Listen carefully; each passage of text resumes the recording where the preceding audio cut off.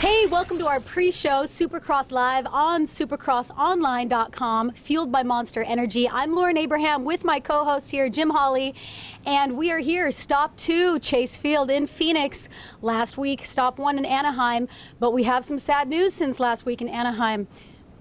Tell us what's going on with the lights class, Jim. Well, unfortunately, the Will Hahn, he finished up. He won that heat race last week in Anaheim, looked good.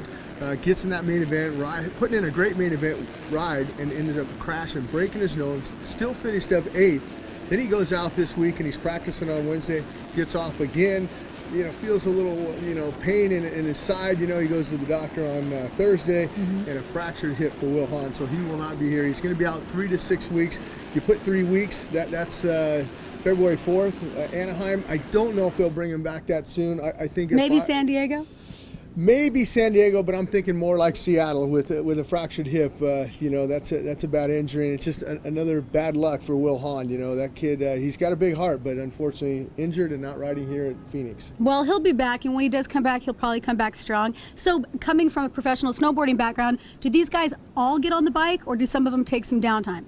No, it's all about getting on the bike. Some guys, they're real relentless on training. They need to get on the bike and they need to put in 5 days of training before they get to the next Supercross. Other guys are saying, you know what, I want to be hungry when I come here to Phoenix, so I'm only going to ride twice this week. So everybody's different. It's just like in snowboarding. I'm sure everybody does. Everybody has a different way of training. We're on our boards every day. All right, well, these guys aren't. They need time to heal up. They're very lucky. Now, let's talk about good news with Cole Seeley taking a first-place finish back in the lights and finish. He's got to be very happy. He's going to do well tonight, you think? I think so. I think the pressure's on Seeley, but that kid, he rides with pressure well. I mean, he didn't panic last week. He got a good start. He put himself in a good position. He comes up, he works up, he made good passes, and then when he got out front, he didn't worry about anything. He just rode his own race, and that's what he's got to do here tonight. And, a couple other guys that rode really well last week in that lights class, Marvin Muskin from France, he had injuries last year, and he was supposed to ride the Supercrosses, but that was really his first Supercross, and to come away to the 4th, and he had good times in both practice sessions. Another guy that came through that last chance race, he finished 2nd to get into that main event. The final gate pick was Ryan Sipes, and he finished up 5th. So, look for those guys to be strong, as well as Eli Tomac, who got 3rd, and Tyler Rattray, and look for Dean Wilson to rebound up. I'm sure Dean is a little bit upset with himself that he made that mistake last week in Anaheim, but I'm sure he'll pick it up here in Phoenix. Well, it's only stop 2 and here in Phoenix, and it could be anyone's race tonight. Now let's talk about the track, Jim. Quite different conditions here with the dirt than in Anaheim.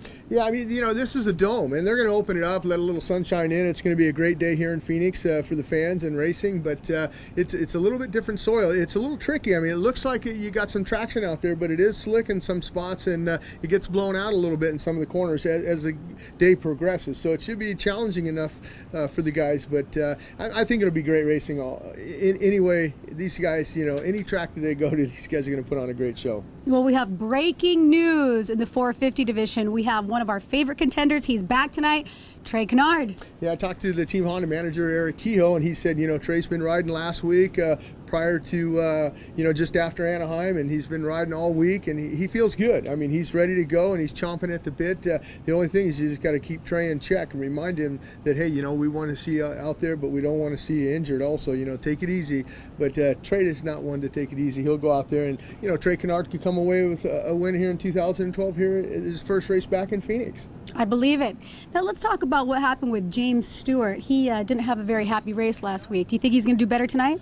Oh, I think so. I mean, he didn't have a good race in 2011 in Anaheim, and he came back here last year and he won here. Phoenix, yeah. So, I think that James, might have been struggling a little bit with some setup with some tires and things like that last weekend. But he finished up 6th in that main event. He's 10 points out of the points lead from Ryan Villapoto, but that could have been a lot worse for James Stewart. I mean, if somebody watched that live broadcast on Speed, they saw when he got back up, he was pulling off the radiator shroud because it came off. Well, if that radiator would have got broken, he might not have finished, and he could have been looking at an 18th place and only getting 3 points. So, I mean, I think James is in a good position that what could have been last week disastrous for him. So what would you have done, Jim, in a situation like that? Would you have pulled that piece off, or would you have left it on? Oh, no, for sure you got to pull it off. I mean, because it's bothering you. I mean, it's flapping in the wind. Just get rid of the thing. But the thing I would have been more concerned with is if I'm pulling this thing off, what's happening to my radiator? And he's probably in the back of his mind looking for steam coming off of the bike. Maybe, you know, a hose is broke or something like that. But,